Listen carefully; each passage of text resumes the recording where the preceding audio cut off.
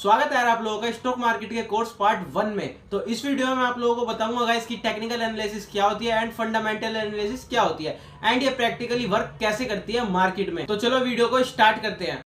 जब भी हमें स्टॉक मार्केट में किसी कंपनी में इन्वेस्ट करना होता है या किसी कंपनी का शेयर खरीदना होता है तो हमें सबसे पहले यही चीजें बताई जाती हैं कि पहले आपको एनालिसिस करना होगा। फिर हमारे दिमाग में अगला सवाल ये आता है कि एनालिसिस कैसे किया जाता है, कौन कौन से टाइप्स के एनालिसिस होते हैं और किन सिचुएशंस के लिए कौन सा एनालिसिस हमें करना चाहिए। तो आपको बता दूं कि बेसिकली दो तरह के एनालिसिस होते हैं, टेक्निकल एनालिसिस और फंडामेंटल एनालिसिस। तो पहले टेक्निकल एनालिसिस की बात करते हैं। टेक्निकल एनालिसिस में कंपनी के शेयर प्राइस और कंपनी के वॉल्यूम का एनालिसिस किया जाता है और उनका एनालिसिस करके उस कंपनी की फ्यूचर प्राइस को प्रेडिक्ट किया जाता है। वही फंडामेंटल एनालिसिस का तरीका अलग होता है। तो फंडामेंटल एनालिसिस में कंपनी के मैनेजमेंट का एनालिसिस किया जाता है कि कंपनी का मैनेजमेंट कैसा है, उनके एथिक्स कैसे हैं, कंपनी कॉर्पोरेट गवर्नेंस को फॉलो करती है या नहीं करती है। देन कंपनी के फाइनेंशियल स्टेटमेंट्स को देखा जाता है और उनका एनालिसिस किया जाता है, जैसे कि balance sheet, profit and loss statement, cash flow statement, इनका एनालिसिस किया जाता है। उसके बाद कंपनी के प्रोडक्ट्स और सर्विसेज का एनालिसिस किया जाता है कि कंपनी के प्रोडक्ट्स क्या क्या है, कंपनी की सर्विसेज कौन कौन सी है, उनकी फ्यूचर में क्या डिमांड हो सकती है, फिलहाल वो प्रोडक्ट्स एंड सर्विसेज कैसे परफॉर्म कर रहे हैं, कौन सी नई चीजें कंपनी आगे चलकर लाने वाली है। इन सारी चीजों का एनालिसिस किया जाता है। साथ ही कंपनी का वैल्यूएशन निकाला जाता है और उसके बेसिस पर डिसाइड किया जाता है कि इस कंपनी के शेयर्स को किस प्राइस पर खरीदना सही रहेगा। चलो तो टेक्निकल एनालिसिस और फंडामेंटल एनालिसिस के इस डिफरेंस को एक एग्जांपल की मदद से समझते हैं।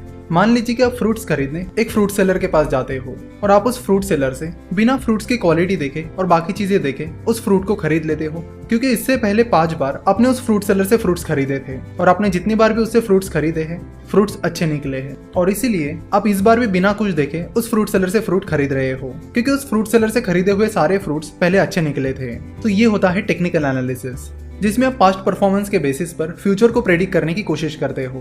यानी कि पिछले 5 बार फ्रूट्स अच्छे निकले हैं तो आपने ये प्रेडिक्ट कर लिया कि इस बार भी फ्रूट्स अच्छे ही निकलेंगे, इसलिए आपने उस फ्रूट सेलर से फ्रूट्स खरीद लिए।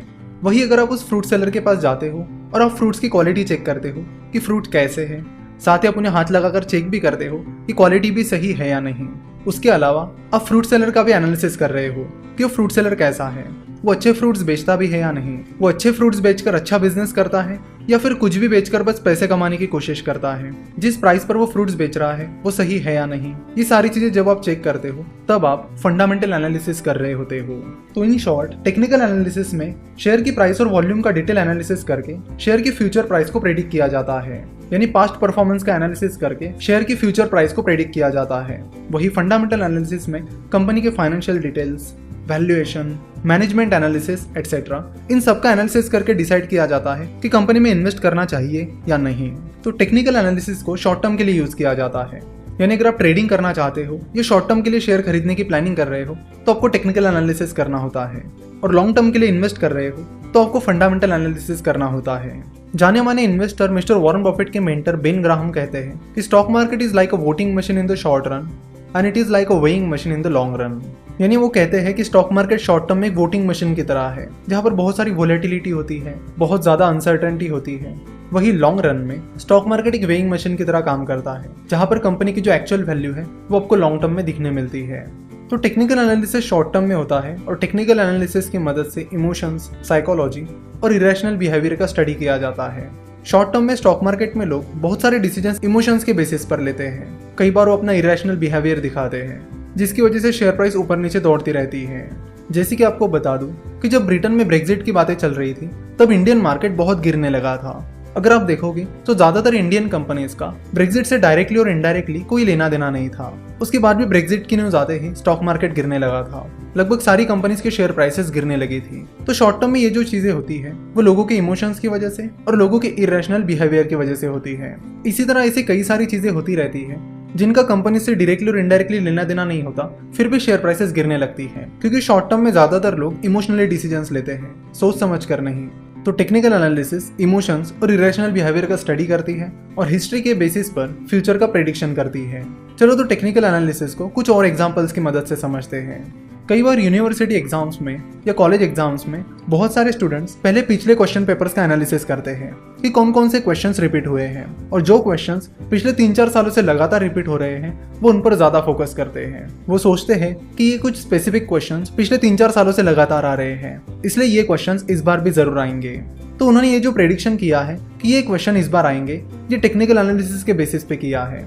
उन्होंने पास्ट परफॉर्मेंस देखा और उसके बेसिस पर फ्यूचर परफॉर्मेंस को प्रेडिक्ट किया।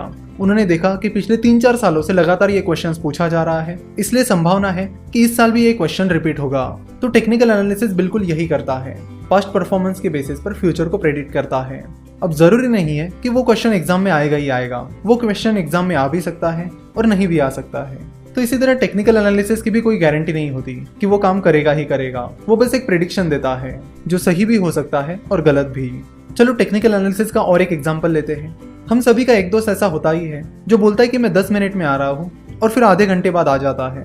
तो शुरुआत में 1-2 बार जब आपका वो दोस्त आपसे कहता है कि मैं 10 मिनट में आ रहा हूँ और आधे घंटे बाद आता है, तो उसके बाद से अगर आपका वो दोस्त आपको नेक्स्ट टाइम बोलता है कि मैं 10 मिनट में आ रहा हूँ, तो आप पहले ही दिमाग में प्लान करके रखते हो कि आपका ये दोस्त आधे घंटे बाद आएगा और आप उसके अनुसार अपनी प्लानिंग करते हो। तो अगेन आपने ये जो डिसीजन लिया है वो टेक्निकल एनालिसिस के बेसिस पर लिया है।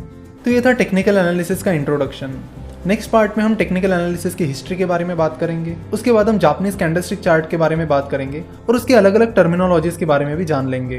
तो आज यहीं पे रुकते हैं और आशा करते कि आपको टेक्निकल एनालिसिस क्या होता है ये समझ में आया होगा। आई होप गाइस आप लोगों को वीडियो पसंद आई होगी, एंड पसंद आई है तो अपने उस दोस्त तक वीडियो जरूर शेयर करना जो स्टॉक मार्केट में इंटरेस्ट रखता है एंड सीखना चाहता है। तो मिलते हैं आप लोगों से पार्ट 2 में, जब तक के लिए भाई जय श्री राम।